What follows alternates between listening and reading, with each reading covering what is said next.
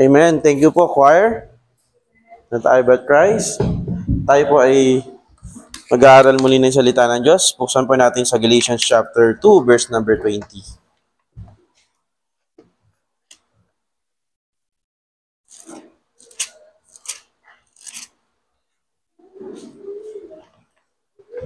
Isang verse lang po at nais ko po na basahin po natin lahat ng sabay-sabay. Pag nakita na po natin, sabihin po natin Amen. Galatians 2, verse number 20. Verse number 20, lahat po tayo sabay-sabay. Ready? Read. I am crucified with Christ, nevertheless I live, yet not I, but Christ liveth in me, and the life which I now live in the flesh, I live by the faith of the Son of God, who loved me and gave Himself for me. Amang Diyos namin sa langit, humihingi po kami ng inyong pong paggabay sa aming pong pag-aaral ng salita. Nawa po ay ang Banal na Espiritu ang manguna sa amin upang kami po ay makakain ng inyong salita at busugin po kami. Maraming salamat po, Lord. Rebuke us and bless us this morning. In Jesus' name we pray. Amen. Tayo pong lahat ay makakaupo na. Lahat po ba ay meron tayong pilgrim times? So, kuha po kayo niyan para meron tayong record. Mamaya pong hapon, si Brother Ryan po ang mag-aaral po sa atin. Kaso nga lang, wala po ako. Uwi po kami agad after ng lunch. Kasi hahabol po kami sa... Ako pala, hindi kasama sila misis. Hahabol ako sa SMX sa anniversary nila, Pastor Jericho Samson. 50th. So, milyon-milyon ang kanilang ginastos para makapagdaos ng anniversary kasi 50th golden years ang kanilang simbahan. And then yung guest speaker nila ay yung dati nilang pastor na nakatira na sa Amerika. So magkano yun, Lon? Lahat pinagpamasayahan nila, lahat ng pamilya. Ilan yun? 4, bali 6 sila, mag-asawa. So, personal tayo na imbitahan ni Pastor Samson na baka sila Sister Beth. Ewan ko lang, si Brother Bryle, patuloy nating pagpalalangin kasi yung papa nila naka-admit na sa ISAB. So, pagpray lang natin, ang kapatid, at yung provision sa kanila. Tsaka din yung asawa ni Sister Sandy, si Brother Sam. Patuloy natin yung pagpray. Ayun po, no? After ng service, si Preacher Ryan po ang mag-preach sa atin. And then, ngayong Sunday, sa March 6, birthday ko po, Thursday. Tapos March 7, magsi-celebrate ako doon sa amin. So, hindi ko naman kayo maimbitahan kasi malayo. Magluluto lang naman ako ng isaw lang. Pwede na yun. Isaw, tsaka konting tilapia. Mga friends there sa Kainta. Pero sa Sunday, ayan, dito tayo mag-lunch. Magdala ako ng... Pwede din. Sino nagsabi nun? Magdala tayo ng konti. Okay po. Tapos, konting happy birthday. Konting kanta ng happy birthday. Di natin nakantahan ng happy birthday. Birthday ni Sister Gloria, 25. Tsaka ni Jared. Happy birthday. Si Sister, Ligaya. Birthday niya din ng... Ano nakalagay doon? Sa Pilgrim Times, no? Tapos, sino pa? Si Clinton, birthday niya rin. Ka-birthday ko si Clinton, March 6. Yan, happy birthday po. At pagpalain tayo ng Panginoon. And, ano pa po?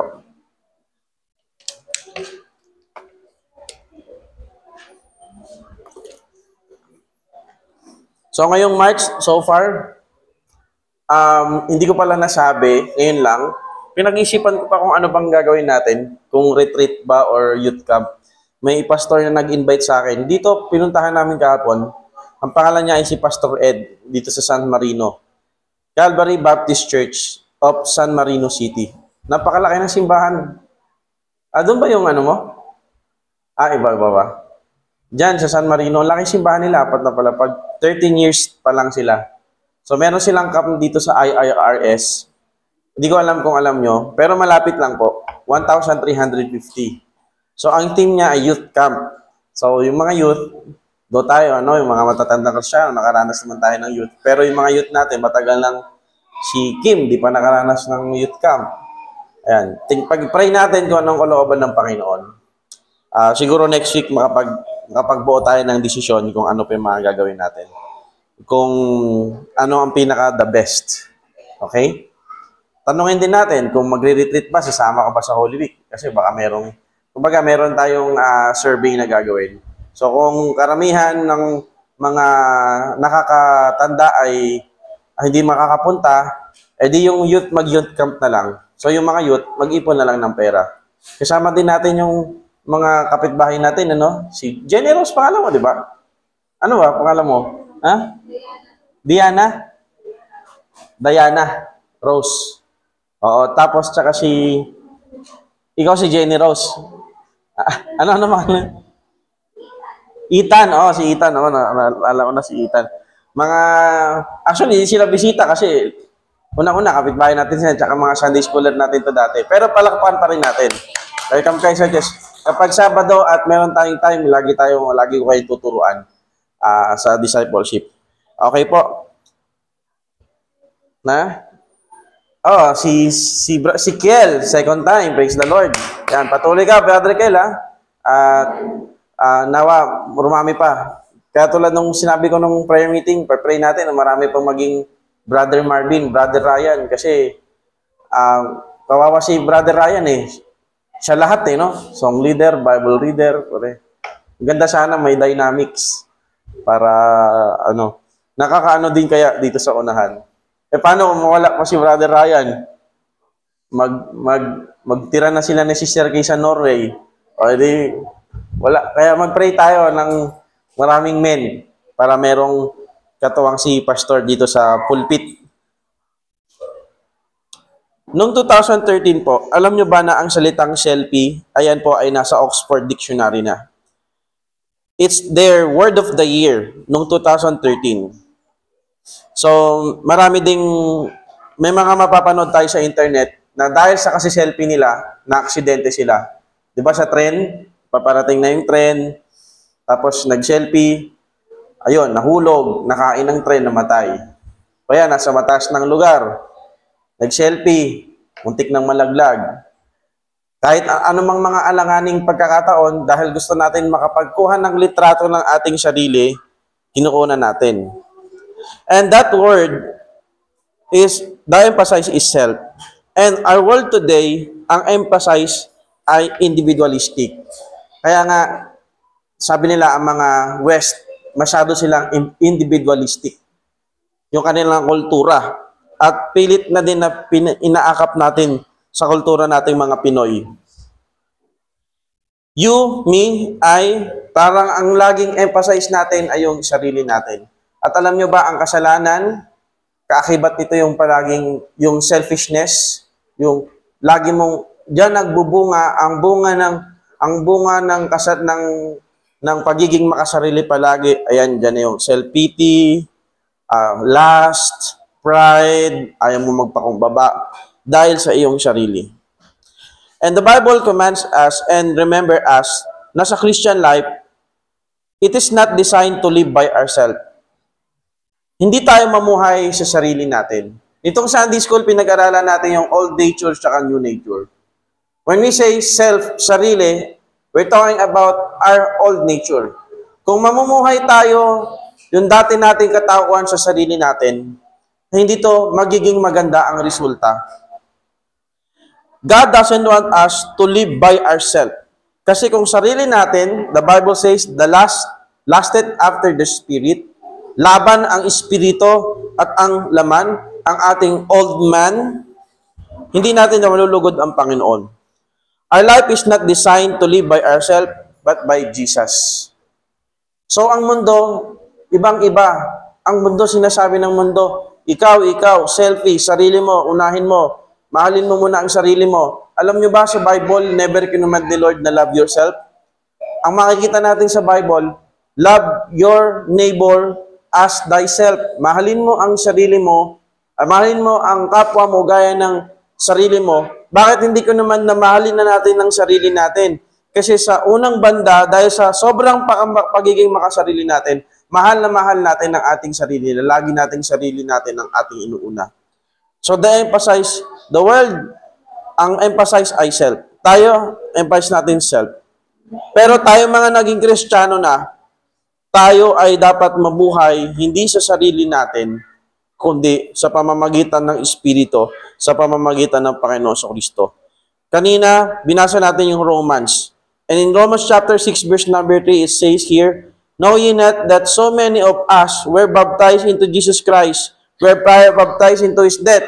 Ibig sabihin, pag ikaw ay tumanggap na sa Panginoon Kristo, ang identification mo ay sa Panginoon Kristo na. Therefore, we are buried with Him by baptism into death. Kaya ang bautismo, napaka-importante sa buhay ng isang Kristiyano, nagpapakita, paglalarawan na ang kanyang pagsunod sa Panginoong Kristo nung siya ay inilubog sa tubig, pagpapakita ng kamatayan ng Panginoong Kristo, at nung siya ay iahon sa tubig, papapakita ng muli ang Panginoong Kristo ay nabuhay.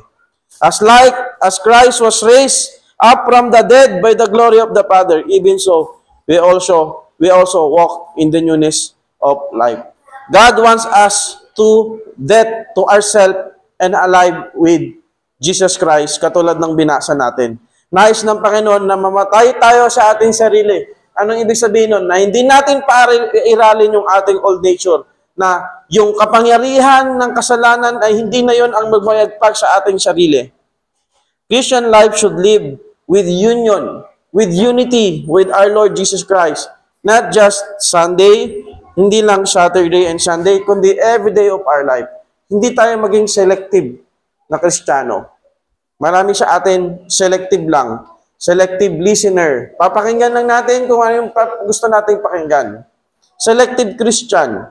Magiging Christian lang tayo kapag gusto natin o kapag Sunday.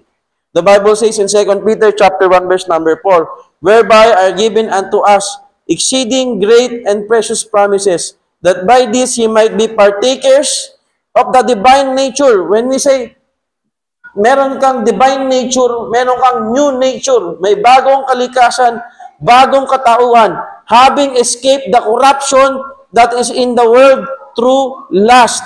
Ang mundong ito, kapag ang focus natin ng ating sarili, ang focus natin ay yung self, ito ay kaaway ng Diyos dahil ito ay pita ng laman. And we have the divine nature upang tayo ay makaligtas mula sa corrupt na laman na ito, corrupt na pagkatao, corrupt na old nature. We are born again by the Spirit. At sa ating binasa mga kapatid, in the book of Galatians, makikita natin sa chapter 1 pa lang, may mga taong nagtuturo ng kaligtasan na plus-plus. Sa ating kapatid, tinuro ng ating Panginoon, ng mga apostol, ng ating mga naunang mga tatay, ng mga baptist, ng mga nauna sa ating mga Kristiyano, at hanggang ngayon na ang kaligtasan ay Jesus plus nothing equals salvation. Pero may mga tao nung time ni Apostle Paul, nagtuturo sila ng Jesus plus ceremony plus precepts of law. Apostle Paul reminds them that salvation is only by Jesus Christ. And we cannot manufacture spirituality with our own self. Ngayon, ikaw ay Kristiyano na, ngayon ay sigurado na ikaw ay ligtas na, pero ang mamuhay bilang isang Kristiyano, spiritually na nakakalugod sa Diyos, hindi mo magagawa yan sa sarili mong kapakanan o sarili mong kakayahan.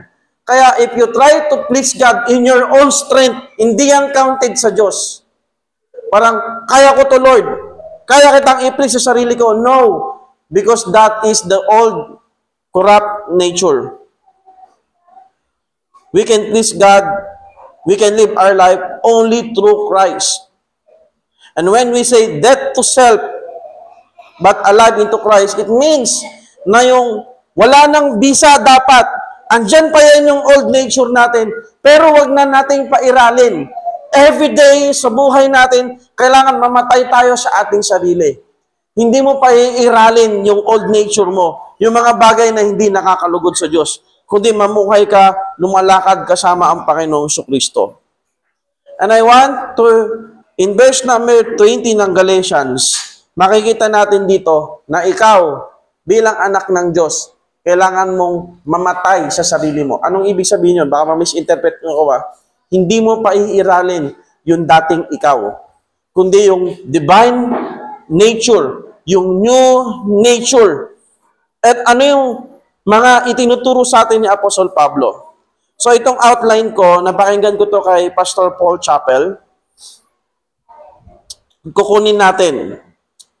When Apostle Paul said, I am crucified with Christ, nevertheless I live. That means meron tayong bagong position.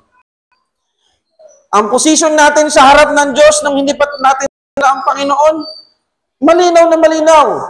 Psalms chapter 7 verse number 11, napopoot ang Diyos sa mga hindi matutuwid araw-araw. Ang kanyang galit ay nakaabang sa atin na sa oras na ikaw ay mamatay, pag wala ng purgatorio, wala ng intermediate state, diretso na ang tao sa impyerno. There is no peace. Walang rest in peace kung ang taong yan hindi nakakilala sa Panginoon, diretso sa walang hanggang kapahamakan.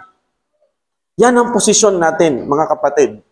Noon, kaaway tayo ng Diyos, tayo ay children of disobedience, tayo ay anak ni Satanas, kampo ng Diablo, anak ng kadiliman, lahat na. Na kahit gumawa tayo ng mabuti, nung hindi pa natin kilala ang Panginoon sa Kristo, sabi ng Biblia, lahat ng iyong magandang ginagawa, ito ay maduming basahan lamang. Ngunit nung tayo ay nakay Kristo na, one time, one point of your life, hindi pa tayo nagkakaroon ng fellowship kung saan kayo, ma-fellowship ko kayo, na tanungin ko kayo, paano kayo iniligtas ng Panginoon? Ako po, paano ako iniligtas ng Panginoon? In-invite ako ng classmate ko sa church, nakakilala ako sa Panginoon, and then, hindi na ulit ganoon ng aking buhay. Unti-unting binago ng Panginoon ng aking buhay. And same with us. When we say, I am crucified with Christ, nevertheless I live. That position is a new position dahil ang position natin ay anak ng Diablo, ang galit ng Diyos ay naririyan. Ngunit tayo ay nakay Kristo na. Crucified, I am. That is present tense. Hindi sinabi dito, I was. I am crucified not only when we got saved, but now and always will be. Patuloy. Kaya araw-araw tayong nakapako kasama ang Diyos. Araw-araw dapat mamatay. Hindi natin pairalin yung dating tayo, yung ating old nature. In Christ, our sin crucified. Kaya nung si Kristo ay nakabayubay sa krus ng Kalbaryo, lahat ng kasalanan ng mundo ay nasa kanyang balikat at sinabi niya, Ama, patawarin niyo sila. Ama, ilay lama sa batyani, which is interpreted, Ama, bakit mo ako pinabayaan? And every day, God wants us to live na hindi na natin pairalin itong buhay na to. Old sins, past life. Mga lumang kasalanan. Kaya mga kapatid, isa sa mga hindi magandang ugali ng Kristiyano, pinagmamalaki mo pa yung mga maling nagawa mo dati. Are you with me? O yung ganito, how about hindi mo pa nakikita kung paano ako nagalit? Hindi po maganda na pinagyayabang natin yung kasalanan natin. Dapat, hindi natin yan, yung parang, ito yung asset ko. Kapag ako napuno na, yari ka sa akin. Hindi mo alam kung sino yung mga nakaaway ko dati. No. A Christian position should always live through Christ, with Christ, and for Christ. It says here, with Christ. That is continuing position and also a crucified position. Die to self. Before we can live in Christ, we should die. Bago tayo mabuhay kasama ni Kristo, dapat muna na tayong mamatay. Kaya kanina, napag-usapan natin sa Sunday School, hindi mo pwedeng sabihin, Pastor, 50% spiritual ako, 50% carnal ako. No. Kung ikaw is spiritual, You're living through Christ, with Christ, and for Christ. Amen. Praise the Lord. Pero kung ikaw ay carnal, 100% carnal ka. You're not pleasing the Lord. You're breaking the heart of Jesus Christ. You're quenching the Holy Spirit. Hindi ka nagiging magandang testimony sa mga kapatiran. So, wag nating isipin na pwede nating pagkalandakan. Alam niyo po yung naligtas ako. Siyempre, kahit bago ka ng Kristiyano, may mga decisions ka na, alam mo yun, mga pinopost mo sa Facebook, lahat, ipopost mo sa Facebook, mga Jeje Days. Jeje Days, no? Jejemon Days. Mga picture na ganyan-ganyan. Pero, sabi ko, hindi na to pwede. Pinag-hide ko. Hide. Eh, ba't hindi mo pa in-erase, Pastor? Oh, may mga in-erase ka na, syempre. Pero may mga hinide ka. Pagpapakita na, ito ako dati, pero ito na ako ngayon. So, mga kapatid, bilang mga Kristiyano, wag nating i-showcase kung ano yung hindi na dapat ipakita. Burahin na natin. In Christ, we have died in the demands of the law. Sabi ng Romans chapter 7, verse number 24. Oh, wretched man that I am. Pag sinabi mong wretched, walang kwenta, hangal. Napaka-wicked mo. Tayo, sabi na Apostle Paul, talagang tanyag na apostle, pero sinabi niya, how wretched man I am, tumutukoy sa dating siya. Who shall deliver me from the body of his death? Nalalaman niya na kung walang tulong ang Panginoon, walang anuman bagay ang makakapagligtas sa katawan ng kamatayan. And in verse number 25, I thank God through Jesus Christ our Lord, so then with the mind I myself serve. The only way we can have victory ay kung tayo ay mamumuhay kasama ni Kristo. In Christ, we die to the pursuit of self. Man without Christ can live only to self. Makita natin yan. Kapag ikaw, hindi mo ina-acknowledge si Kristo, ang Holy Spirit sa buhay mo, pagising mo ng umaga, wala lang. Hindi ka nag-pray, hindi ka nagbasa ng Bible, hindi ka nag-devotion. And then, you think you're right? You think you're okay? No, you're not. Hindi ka okay. Kapag hindi mo pinamumuhay si Kristo sa sarili mo, wala. Palaging pursuit of self lang. Self. Eh, Pastor, bakit? Ano bang problema sa sarili ko? Yun nga ang problema. Hindi mo na-recognize kung ano yung problema natin. Sa boxing at kahit sa anong sport, kapag hindi mo alam yung weakness mo, diyan ka matatalo. Hindi mo alam yung weakness mo as a Christian, na kapag hindi ka namuhay kay Kristo, you're just destroying yourself. For ye are dead and your life is hid with Christ, Colossians 3, verse number 3. The question is Jesus your life? Is Jesus Christ your everything? Napaka-importante po na meron tayong relasyon sa Panginoon. Kung ang buhay natin, it means pera, means trabaho, means trip, gala, experience, then we miss the point. Kung tayo ay makasarili paling mga Kristiyano, ipako natin, ipako mo, patayin mo ang iyong sarili. Death to self. Sabi ni A.W. Tozer, he said that a crucified life is this. Andiyan ba sa slides, Sister Grace? Facing one direction. Facing only one direction, and that is pointing toward Jesus Christ. And crucified life is they can never go back. And also no plans of their own. Not just your best life now, but Christ's life through them. So, hindi ko sinasabi na kapag Kristiyano ka at lumayo ka sa Panginoon, hindi ka magiging successful materially. Sa totoo lang marami. Nag-agree kayo doon? Nag-agree ba kayo na may mga successful na tao materially, pero backslider sila o hindi na sila nagsisimba? Yes, napakadami. Ang dami nila. Tapos ikaw na nagtatapat sa Panginoon, you're trying to be good as Christian. Pero Lord, bakit ganito pa rin yung buhay ko? Walang nabago. Hindi ako naging kasing yaman nila. Ang problema, yung definition ulit natin ng kung ano ba yung buhay. Sabi ng Bible, chance happeneth to all. Ang pagkakataon, yung pagkakataon na ikaw ay yumaman, Diyos ang nagbibigay niyan. No, tandaan natin, si Lord nagpapala materially. Pero si Satan, wag na natin kakalimutan, nung si Jesus Christ na nasa kanyang katawang tao, sabi ni Satan, lumuhod ka sa akin, ibibigay ko sa iyo lahat ng to.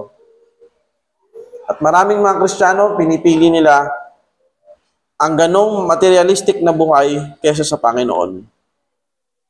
Not only we have new positions in Christ, but also meron tayong bagong kapangyarihan. Not I, but Christ. Not I, but Christ liveth in me. The power is Christ live in us. Ito po ang Bible. Ang Diyos, si Kristo, nabubuhay sa atin. Crucifixion. And then, resurrected life. Ulitin ko, hindi ka pwedeng mamuhay kay Kristo kung hindi ka mamamatay sa sarili mo. Death to self, sa iyong kasalanan. So, merong crucifixion, and then, after that, resurrection. Question is, ang Diyos laging nandyan sa atin. Have you really paid attention that Christ really there for us? Ang busy-busy natin. Wala tayong time sa Diyos, tapos sisisihin natin bakit tayo malungkot. Andiyan pa kayo mga kapatid?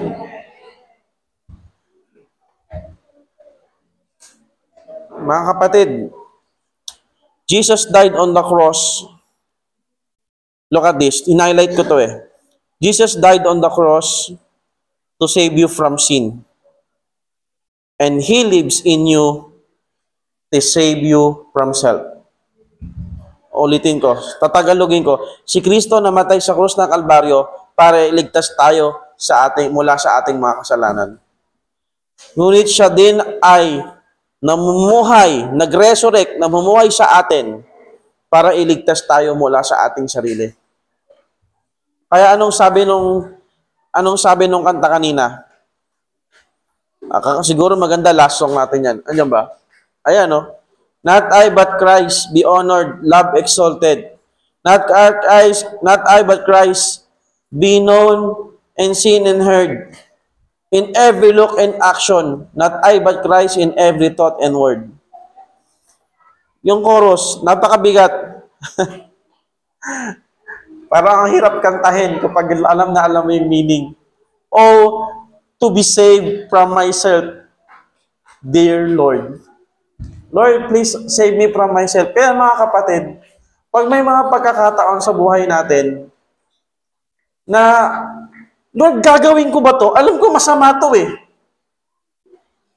Please sing this song or pray this song. Lord, please save me from myself. Alam ko may mga desisyon tayo na legwak. Simple lang. Kasi hindi tayo nananalangin sa Panginoon na iligtas niya tayo mula sa ating mga sarili. Again, old nature, old life, wicked life, old man.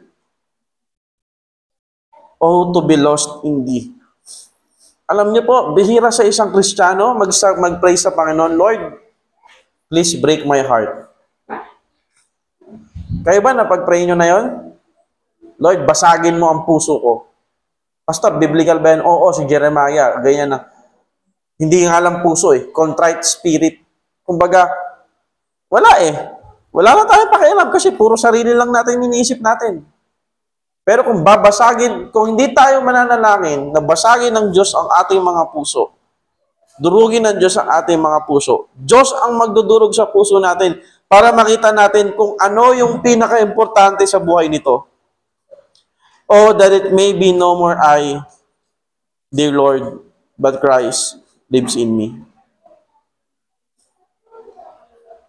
Tayo ay may new power dahil itong power na to, power over sin. Mga kapatid, ang Diyos, hindi niya tayo nais na mabuhay, to live a life, comfort in sin, but power over sin through Jesus Christ. Hindi pwedeng Kristiyano ka, pero nako-comfort ka sa kasalanan. Sa unbeliever, oo. Kapag hindi mo kilala si Jesus, pag may problema ka, anong gagawin mo? Ang gagawin mong pang-comfort ay yung kasalanan. Tapos kakantahin mo pa, ang kailangan mo ay isang red horse. Ano sunod, Brother Marvin? Ang kailangan mo ay isang red horse. Hindi nyo ba alam yun? Hindi. Pampatibay ng loob. Ang kailangan mo ay isang red horse, pampatibay ng loob. Tignan nyo. Sa sobrang yung ginawan pa nila ng kanta. Oh, may problema ka, inom tayo. May problema ka, ganito gawin natin. Ganito yung gawin natin, gala tayo, magwalwal tayo. Comfort sa kasalanan. Ngunit tayo mga kapatid, hindi dapat tayo ma-comfort. Meron tayong kapangyarihan upang ang kasalanan ay hindi na magwagi, mamayagpag sa ating buhay. The Bible says in Romans chapter 6, verse number 6, knowing this, that our old man is crucified with him, that the body of sin might be destroyed, that henceforth we should not serve sin, upang hindi na natin paglingkuran ng kasalanan. It doesn't mean na wala ng desire o hindi na tayo magkakasala. What it means is that walang Kristiyano na magiging addict, serving sin, o yung stronghold ng kasalanan ay kapit-kapit siya. That's why, in verse number 11 of chapter 6 ng Romans, likewise reckon ye also yourselves to be dead indeed unto sin, but alive unto God, to Jesus Christ our Lord. Every day, when we say reckon, making accounting of, talagang ibilang mo na wala na yan. Wag mo na siyang isama pa sa choices. Gagawin ko ba to o hindi ko to gagawin? Halimbawa, nakapulot ka ng wallet. May laman sa limbawa na 10,000. May ganun bang wallet ngayon? O meron pa mga negosyante? Sino ba yung politiko na hindi na daw siya nagwa-wallet lastiko lang Lastiko lang ginagamit kasi hindi Gabi, lastiko lang dala-dala kasi naka-plastiko lang. Sana ganun Tapos may identification. Diyan malalaman, diyan maglalaban yung new nature tsaka old nature. Ano sasabihin ng old nature? Sa'yo na yan. Ikaw nakakita Blessing. Pero sasabihin ng new nature, ibalik mo, hindi sa'yo yan Tsaka merong pangalan, Magtatalo yan. Ako nung walang-wala akong pera, Bible student ako nun Ay di, parang graduate na ata ako. Basta ganun. Yung babae naglalakad, nalaglag. Nakita ko maraming 100 nakarolyo, 300. Pero di ko alam 300. Parang 300 nakarolyo. Walang-wala akong pera. Sabi ko, sasabihin ko ba? Ay ate, naglalakad mo si ate. Naglaban talaga. Kitang-kita ko, naglaban yun yung nature chong sa old nature ko. Sabi naman, hindi, sabihin mo. Siyempre, pag alam mo nga yung banal na pagkatakot, sabi ko, ate, pera nyo nalaglag. Pero kung di lumingon yun at sumakay na ng tricycle, akin na yun. Joke lang. So, ako, yung mga nawawalan ng ID, alam mo, pag naranasan mong nawalan ng ID, maawa ka kapag may ID na nawalan. So, tinatry kong kontakin yung tao na, yung ID mo, ito, nandito. Maraming pagkakataong ginawa ko na yun. Kasi tingin ko, yun yung tama. Kasi yung iba, pag makakuha ka ng PWID, hindi na nila ibabalik, gagamitin na nila na pang discount. Mali yun. Ito pa kasalanan ng mga Kristiyano. Kung matatamaan kayo, pasensya na. Wala naman talagang sakit. Pero dahil may kakilala sa munisipyo, magpapa-PWD para may discount. Kasalanan o hindi? Pastor, hindi, pananagutan mo yan sa Panginoon. Kaya kung may PWD card ka at di ka naman PWD, kasalanan yan sa batas, kasalanan yan sa Diyos. Suko mo na yan, mamaya dito. Para kami ni Brother Marvin gagamit. Joke lang. Pero, na mga ganun masakit, pastor pa. Anong gagawin ko? Kaya, mga maliliit na bagay na unti-unti nang tinatanggap ngayon. Kasi pag tinatanggap mo yung maliit na kasalanan, habang tatagal, tatanggapin mo na rin yung malaking kasalanan. Tapos sasabihin mo, okay lang yan. Meron tayong kapangyarihan over sin for service. Power over sin and also power for service. Sabi ng Bible, Let not sin reign in your mortal body. Huwag niyong hayaan ang kasalanan ang mag-reign. Sa Tagalog, rule. English pa din eh. Maghari, tama, sa inyong mortal na katawan, that ye should obey in it in the last thereof. Neither, verse number 13, napakatindi nito, yield ye yourselves as instrument of unrighteousness unto sin, but yield yourself unto God. Yung sarili mo, ipagayad mo sa Diyos as those that are alive from dead, and I remember as instrument of righteousness unto God.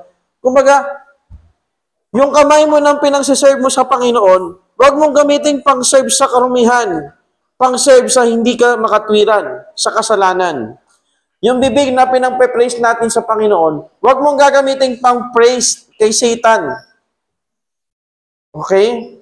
Now, hindi tayo masyadong legalistic when it comes to music. Pastor, pwede bang kumanta ng worldly song? Depende. Kung ang kanta ay nagpo-promote ng maling doktrina, kasalanan, papuri kay Satanas, masyadong self-centered, mali ang prinsipyo, huwag mong kantahin. Kunyari, favorite mong kanta, Kristiyano ka. Anong favorite mong kanta? Greatest Love of All. Eh, mali yun. The greatest love of all is,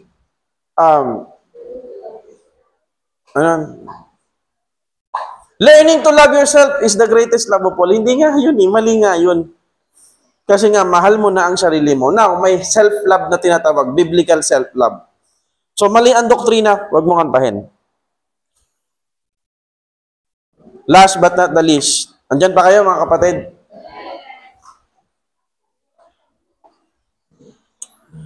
New principle. Look at verse number 20 ng ating text. And the life, itong buhay na to, that I now live in the flesh, I live by the faith of the Son of God, who loved me and gave Himself for me. Meron tayong bagong prinsipyo. Hindi tayo dapat mabuhay sa sarili natin. The same faith, when we got saved, yung faith na to, yung I live by the faith, anong prinsipyo? Without Christ, we cannot do nothing. Yung sinasabi nating faith, ito ay ating i-practice. Now, medyo sa malalim na pag-aaral, itong faith of the Son of God, meron tinatawag kasi sa, yung tinatawag na subjective, tsaka objective. So, maraming debate dito eh, itong faith of the Son of God. Kung objective genitive o subjective genitive. Pero ano man dun sa dalawa, ang ibig sabihin nito, yung faith, ang ibig sabihin nito ay yung faithfulness ng Panginoon. No? Ibig sabihin, yung buhay niya na kailangan nating tularan. Okay? Kung ano si Jesus Christ, kung sino siya. Hindi tayo magiging si Jesus Christ, pero magiging, ang ating goal ay maging Christ-like, maging katulad ng Panginoon. So sa panahon natin ngayon,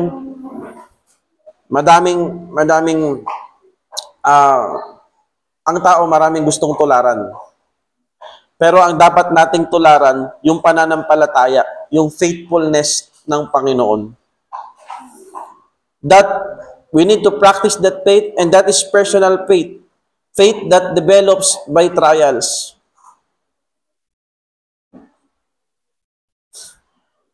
Yung mga self-oriented na tao, mahirap silang magtiwala sa Panginoon. Mali din yung ganito eh. Okay, Lord, kapag hindi ko na kaya, tsaka lang ako magtitiwala. No, palagi tayo magtitiwala sa Panginoon, sumunod sa Panginoon. Anumang bagay na mangyayari sa ating buhay. And when we apply this, mga kapatid, yung pananampalataya ng Panginoong Kristo, I live by the faith of the Son of God. Hindi tayo mamuhay sa flesh. Ang principle natin, minahal tayo ng Panginoon, binigay niya yung buhay niya sa atin. Manampalataya tayo sa Kanya, tularan natin yung Kanyang buhay. Nothing can shake you or nothing can bring you down. Walang sino man ang laban sa'yo. Walang sino man ang mag-a-against sa'yo. Walang sino man ang kayang mag-destroy or sumira sa atin sapagkat tayo ay may pananampalataya sa Diyos. Now, sa ating pagtatapos, ngayon sa US, meron ang tinatawag ng mga Christian club. Yung club ba na nightlife club. Christian song yung kanta, pero doon, may mga inuman din ng kung ano-ano mga 12%, etc. Tapos yung sayawan, wala talagang pinagkaiba sa nightclub. Tinawag lang nilang Christian club. Unimaginable. Tingnan yung mga tao yun, save yun? Siyempre hindi.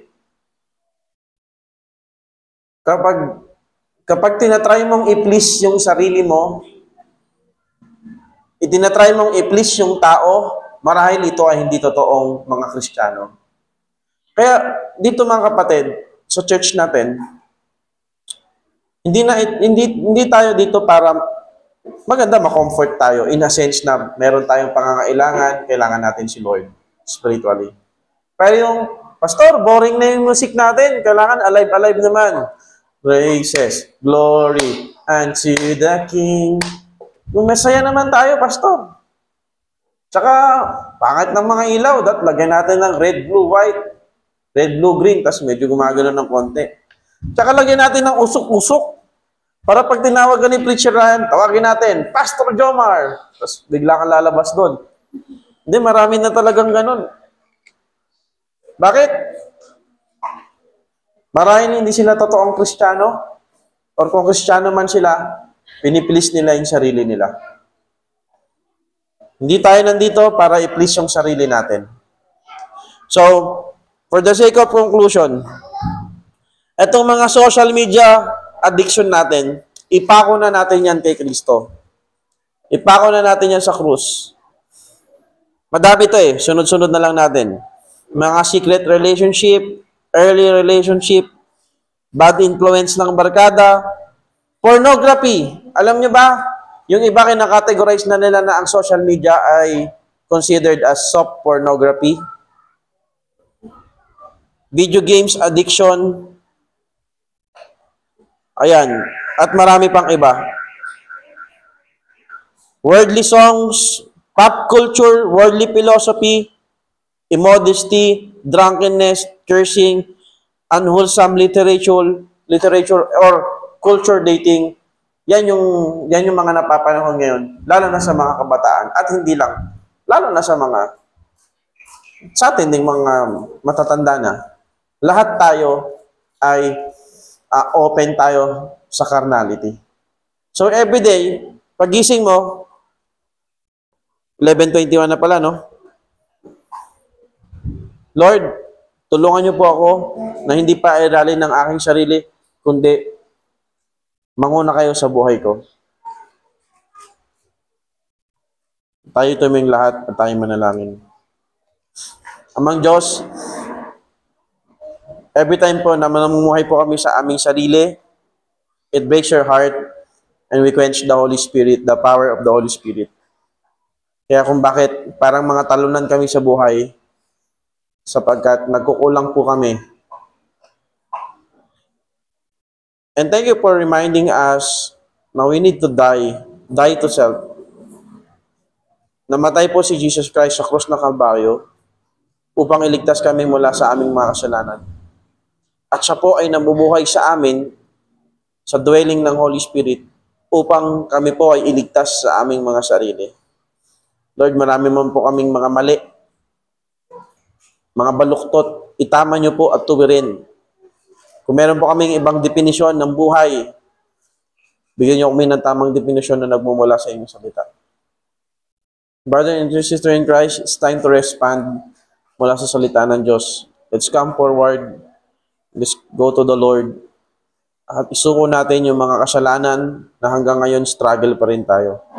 Mga addiction, mga carnality, mga pagkukulang natin sa Panginoon. Let's go to the Lord and let's pray.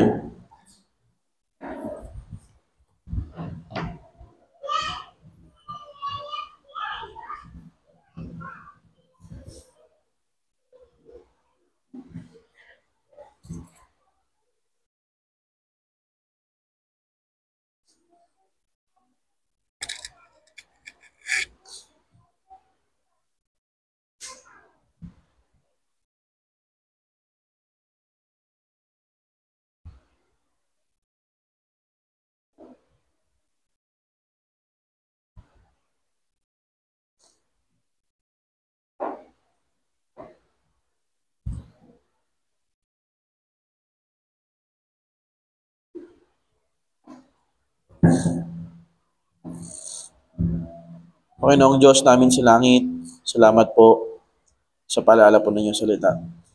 Sinusuko po namin ang aming mga struggles sa inyo. Patawarin po ninyo kami at salamat sa inyong pag-ilis. Ang panalangin, buhay po kami, nagpapakol, nagpapakop sa inyo po, sa banal na Espiritu. At nawa po tulungan niyo kami every day na mawala ng kapangyarihan. Kami mamuhay na inaayon sa banal na Espiritu. I-bless mga kapatiran, financial, spiritual, sa lahat ng aming mga pangailangan. Tugunin niyo po, Panginoon. Yung mga bata pong nag-aaral, nawa po, ingatan niyo po sila sa lahat ng aksidente, sa araw-araw pagpasok niyo sila ng katalinuhan. Sa mga nanay tatay na nagtatrabaho at naghahanda everyday, bigyan niyo po sila ng kalakasan, huwag niyo po pabayaan, at i-provide niyo po ng mga babayarin sa bills, sa tuition, at sa anuman, Panginoon, sa aming pamumuhay. Provide niyo po lahat ng aming pagkain sa araw-araw. At mga kapatid po, mga may sakit, pagalingin niyo po sila. We're praying sa papa po ni Brother Brian. Bless niyo po siya at pagalingin niyo po, Panginoon. Ganun din po kay Brother Sam. Dalahan ko po na ang pagpapagaling niyo po ay ibigay niyo po sa kanya. Bigyan niyo rin po sila ng lakas ng loob. Nalangin ko po mga kapatid namin na may mga sakit. Pinapanalangin ko na pagalingin niyo po sila. At sa amin pong mga nakakatandang mga kapatid, bigyan niyo po sila ng ibayong kalakasan, lagi namin makasama na ng bahay. Amin din po panalangin mga kapatid namin may mga business. At ang bawat isa sa Panginoon. Nawa po, may po kayo ng gawin yung mga self-sufficient na nanggagaling po sa inyo. Gawin niyo po kaming mga misyonaryo upang marami po kami matulungang misyonary. Marami pong kami matulungang Bible students at marami po kaming ma-produce na manggagawa na maglilingkod po ninyo. Bless us, O God. Salamat po. Marami pong tao po ang makapakilala sa inyo po. Lalo na sa